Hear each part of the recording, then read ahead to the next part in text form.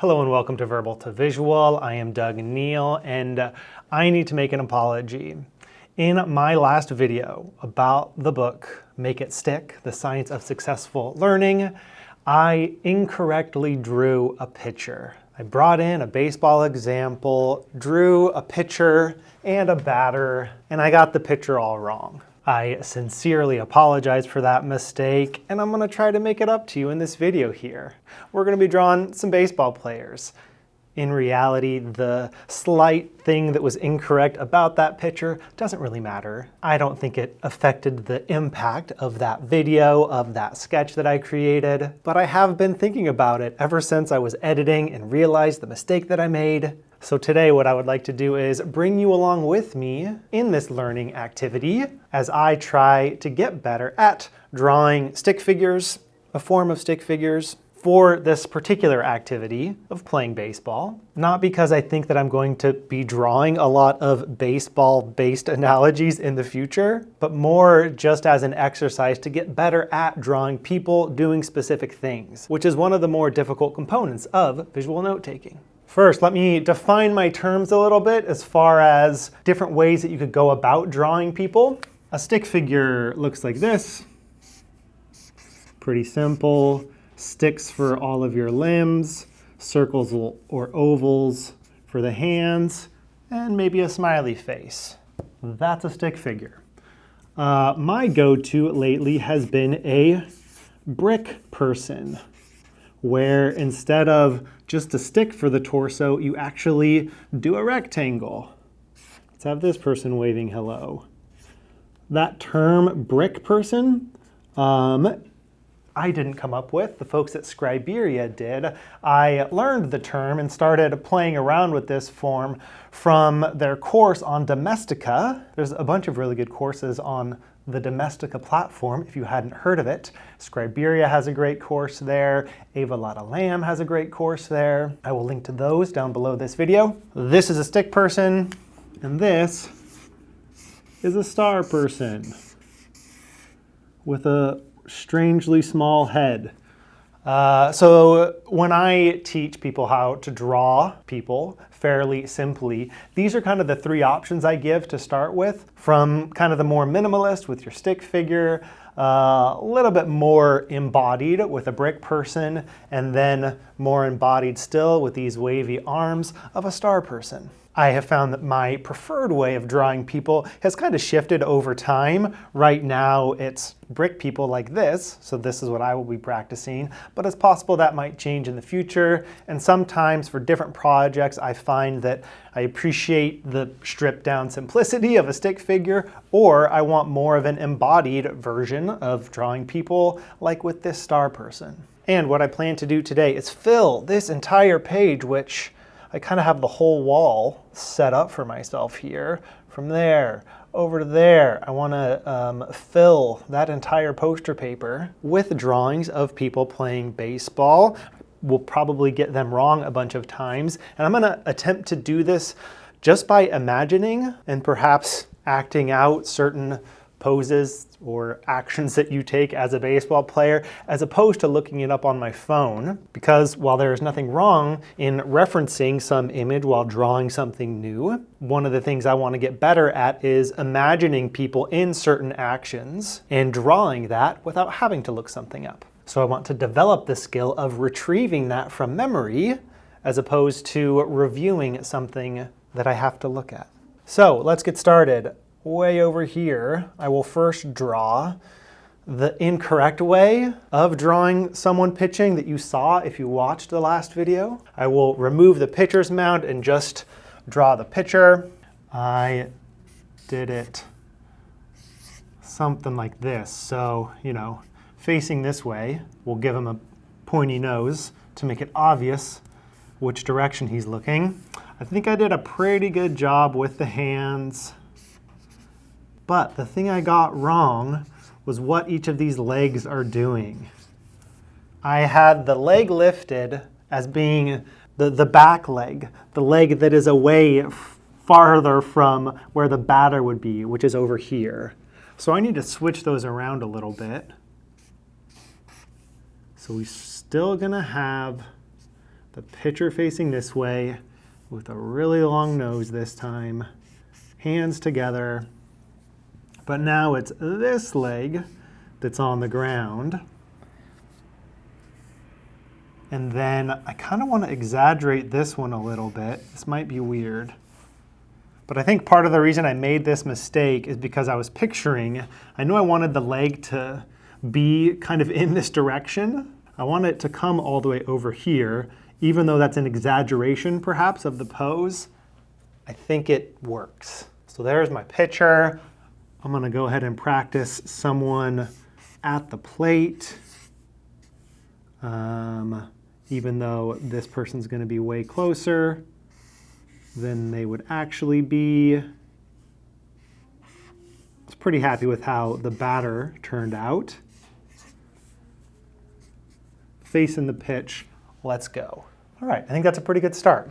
I am now slightly more confident in my ability to draw someone pitching, to draw someone in a standard batting practice pose, waiting for the pitch to come. By the way, if you're not already, I encourage you to either draw along with me if you too would like to learn how to draw brick people playing baseball, or perhaps think of a different sport that maybe you have more of a connection to than baseball and practice that sport. Or it doesn't even have to be a sport, it could be a general activity. We got a pitcher, we got a batter. Let's try to capture an infielder fielding a ground ball. For this one, I think that means we will have that person holding a glove. They're gonna be in a kind of squat stance, down low to the ground. Somewhat similar, I think, in legs to this stance here. Maybe even slightly lower. I maybe should have drawn the torso a little bit smaller. They're gonna have the hands down like this. This is probably gonna look a little weird, but let's say he's a righty. Here's his head. He's focused on the, looking at the batter, and then here's the glove. He's ready to go. That's not too bad, right? So we are drawing this from the perspective of watching behind the plate, looking straight at the shortstop or second baseman, and we can imagine a baseball coming in this way. He's ready to field it. All right, so there's an infielder. Let's try someone in the outfield catching a pop fly. Let's try like hips kind of turned, catching like this. Maybe someone's tagging up and gonna try to run from third base to home. See if we can throw him out. Okay, I haven't really done kind of this angled approach before, but I wanna try it. So we're gonna imagine again, this person being a righty. He is looking up to catch the ball. He's gonna catch the ball, throw it right away as soon as possible. So yeah, let's have both hands above the head. It's this kind of similar version as this, but just with hands above the head instead of below the torso. So kind of a, I don't know, support hand of your open right hand, the glove, like that. What are his feet doing if he's an outfielder? They're a little bit bent, kind of turned, ready to go. I think I want them angled kind of this way. Little wonky, little sideways to that, but generally I think that's the catching position. I'm gonna try this one more time, and maybe, I feel like the back leg could maybe be more straight. I could even have this leg be a little bit like this to show that he's gonna catch it and throw it as soon as possible. So let's try that and see what happens. And maybe even looking more up. So let's try back leg fairly flat, but I think pointed that direction. This one, why not? Let's try that. This one. So here maybe he like just caught the ball.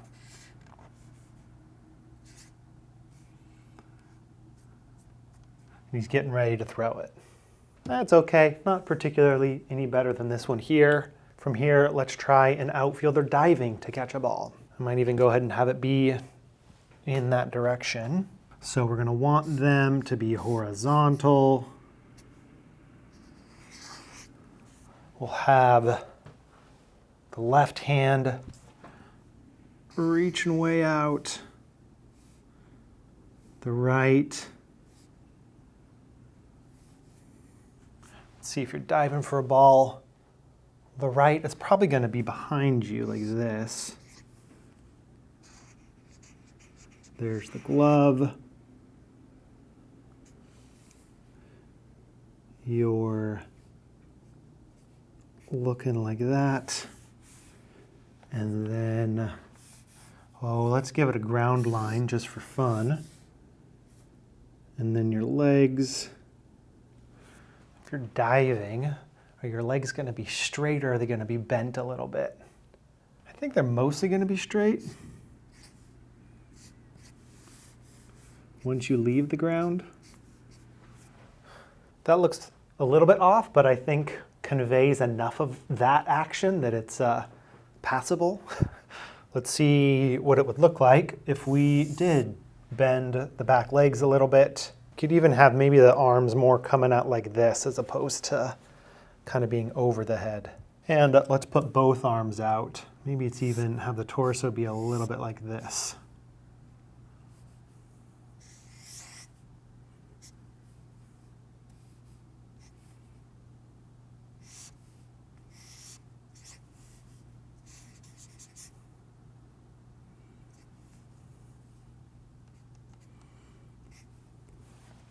I think I like that better than that so far.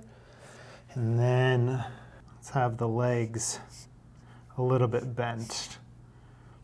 Just because that feels, you know, a little more active than that. Still, it doesn't look quite true to what the photograph of this would be. But I think I like it better than my first attempt. Let's follow up with our batter here and try to get the pose of someone right when they're kind of at the apex of their swing, right when you make contact with the ball. It sounds kind of hard to get that, but let's try it. Part of what I'm thinking through here is like perspective. Will that be easiest to draw straight on, from the side, from an angle? I'm gonna try it at a slight angle. I think the front forward shoulder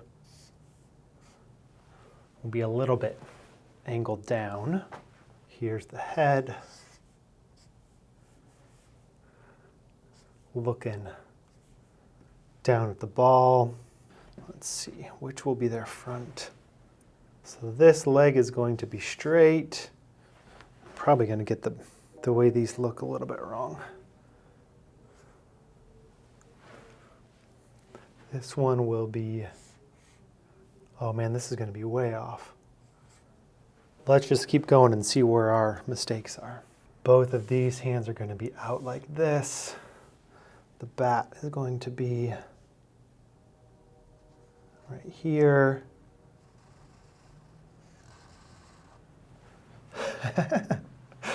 And the ball right there.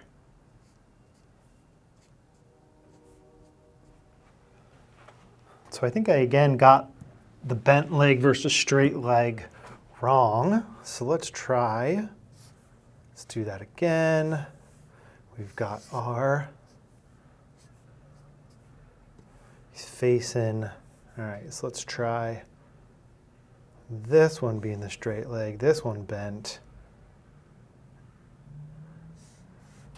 And that might not, this might not be the only thing wrong with it, but I think this is going to be slightly closer.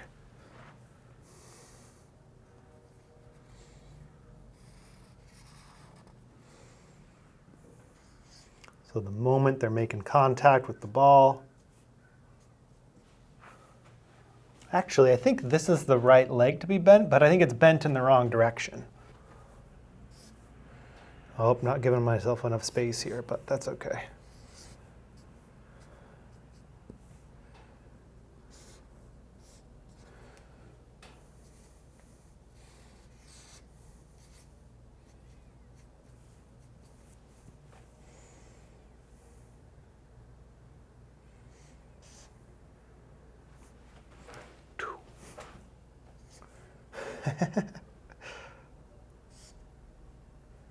Okay, this is actually, it looks funky, but it's better. It's more accurate than this. The lean might be a little bit weird, but this is the closest I've got so far. And again, it's kind of from a funky angle. I think I actually want to draw the torso upright. And let me just start with the legs.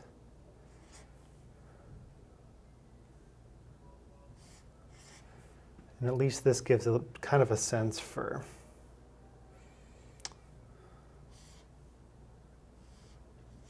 draw the hands kind of like that. And then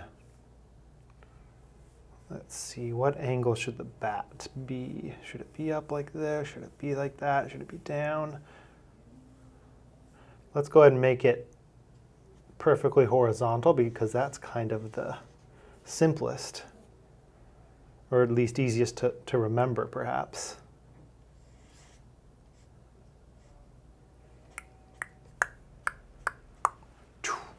He's got his eye. He's kind of facing this way. That's a little bit weird, but... And generally, okay, so the bat's moving in this direction. His hips are kind of moving in that direction. Far from perfect, but I think that might be as far as I go with trying to capture that particular moment in time in a baseball game. Let's fill the space below that. Don't have a ton of room. What would be another kind of horizontal figure? Let's try someone sliding into home plate. So let's give ourselves a home plate to work toward. We're going to be going feet first. Let's have, what? You're going to have one foot kind of angled behind the other. So something like that, sliding in. What are your hands doing? Basically up in the air. Sliding into home. Not terrible. And then dare we try to capture the catcher, catching the ball that this guy has thrown, trying to get the tag down.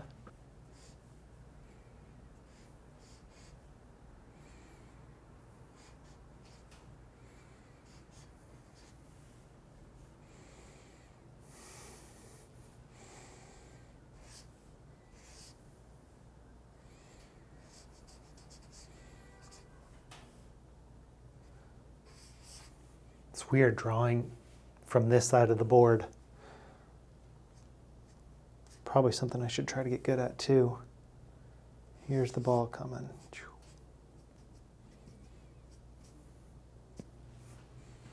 Not bad. Let's try drawing that one more time.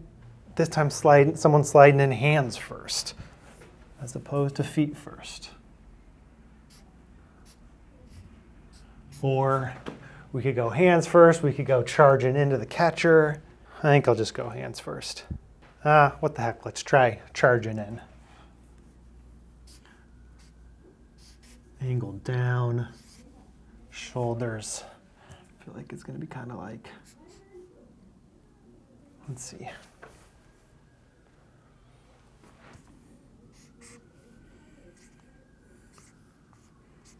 Really kind of leaning into it.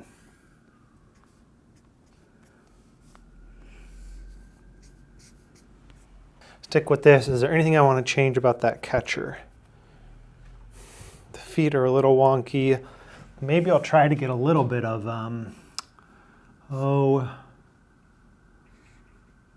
kind of angled torso seems to help a little bit.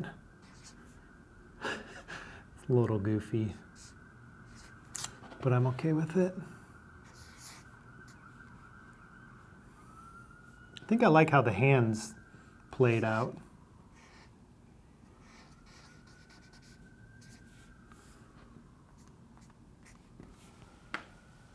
There we go, he's ready. Ball coming in right here.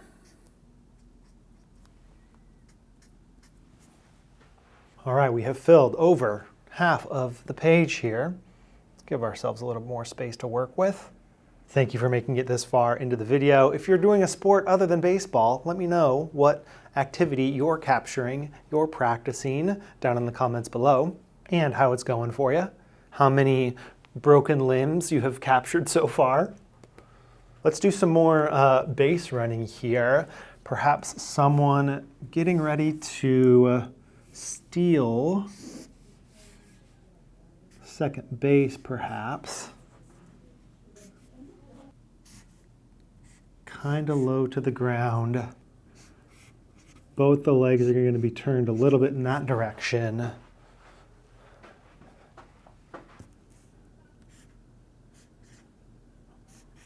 Arms are kind of like that, ready to go. That is not nearly an active enough pose for someone who is supposedly stealing second base. So how do you make it more active than that? Some of it is about what the torso is doing, leaning forward a little bit. Some of it is about the legs, I think. Let's play around just with the torso maybe of kind of getting a lean going. And then maybe there's almost too much bend there. Let's even give a little bit of a kind of being on the balls of your feet as opposed to flat-footed. That's better so far. Maybe even having the head slightly angled in that direction. Arms a little more exaggerated. That back arm can be up a little bit, the front one forward a little bit. That's a lot better. And why not some motion lines to imply moving in that direction.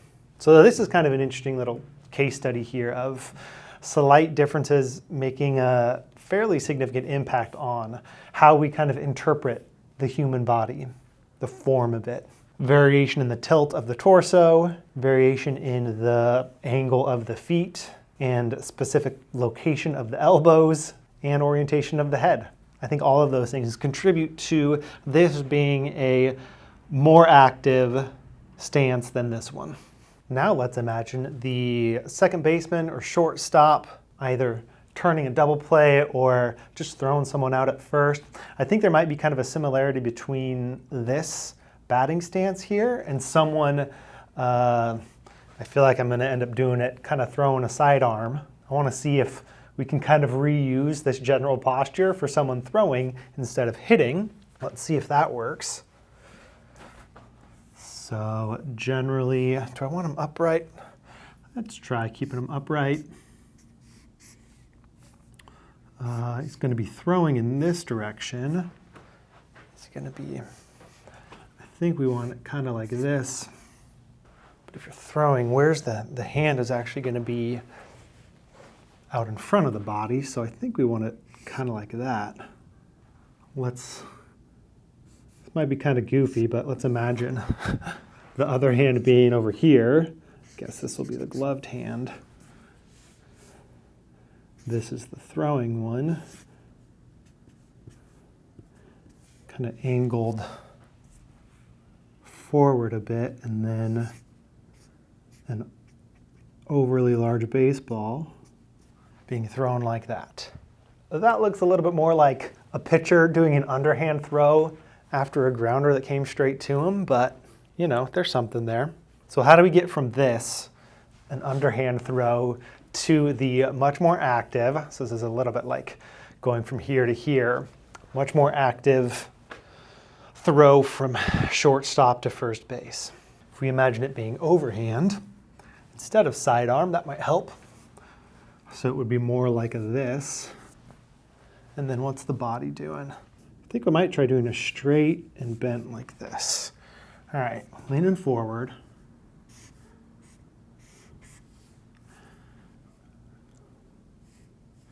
I kind of think I want this one, kind of like that and like that. Feet kind of angled down to get a little more of sense of being on the balls of your feet. Going to go overhand, so it's going to be kind of like that. Draw the head after the fact. I'm wondering if the arm, if this should actually be here. So this is the throwing hand. This is the hand with the glove. Yeah, that's better. Facing this way. Just released the ball. So I like those hands better. I'm wondering if I need to switch those, what the legs are doing again. Let's try it. Let's have the front leg be bent. This one straight, but still kind of in that same general orientation. Releasing this way.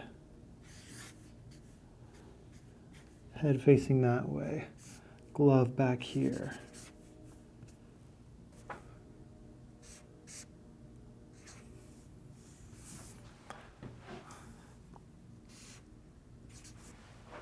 Yeah, that's better, I think. It's I didn't quite draw that right because you can't quite tell which leg is doing which thing here, but I think generally I'm closer to the truth. So now that I have pretty much filled the page here, I'm gonna identify the ones that I feel like more or less worked. I think this one kind of worked. I think this one kind of works. This one. Do I like both of these? I think I like this one better than the others. I think this one works. I think between these two, I think this is the better one. I'm pretty happy with this batter. Pretty happy with this pitcher. And outfielders. This one's a little confusing, so I'm gonna go with my first outfielder catching a fly ball. So what I might do next is practice those, how many? 1, 2, 3, 4, 5, 6, 7, 8, 9.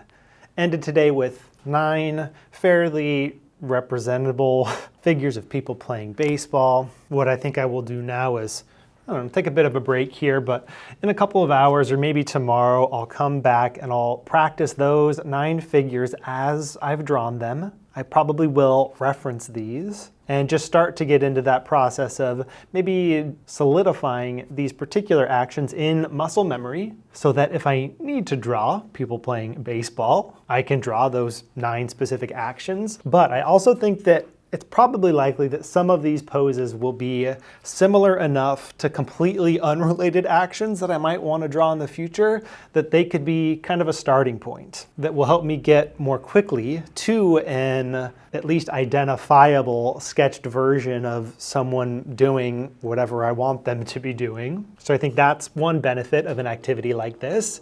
Even if you never actually need the specific poses that you practiced, they might be related enough to future ones that you'll need that will make this type of practice helpful for you. But then I also think that kind of the skills that you saw me develop in real time, the questions I asked myself, the ways I was trying to picture each of these baseball players, I think that is also a helpful skill. That visualization and general experimentation, and even willingness to draw something that looks wrong so that you get to something that looks right, that's a useful skill too. So I appreciate you following along with my learning experience here. I hope you learned something in the process as well. And if this type of ongoing skill development is something that you're interested in, if you would like regular opportunities to grow your visual thinking skills, then I encourage you to check out the collective inside of Verbal to Visual. That collective is actually something that I've never talked about before.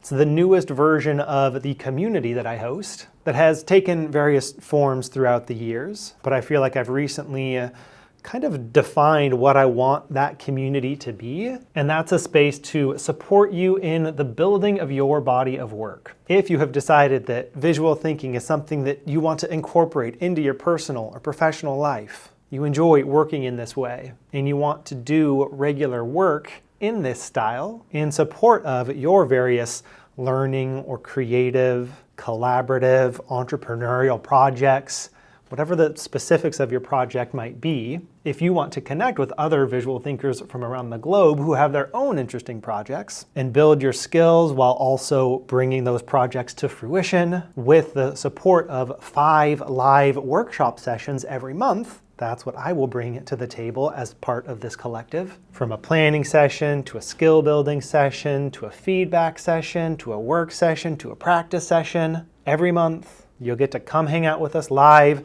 Join me in this format, poster paper on the wall, marker in hand. That is how I will show up for you within this collective. You will get to show up in your own way as you build your body of work and support others who are doing the same. If that sounds like something you'd be interested in, check out the link below. I would love to connect with you and hear what you're working on, hear what questions are coming up, and share the feedback, resources, energy that you might need to keep your work moving forward, to keep adding new visual artifacts to your body of work. You can learn more and sign up at the link below. Thank you so much for watching. Good luck with your own people drawing, and I'll see you again in the next video. Till then.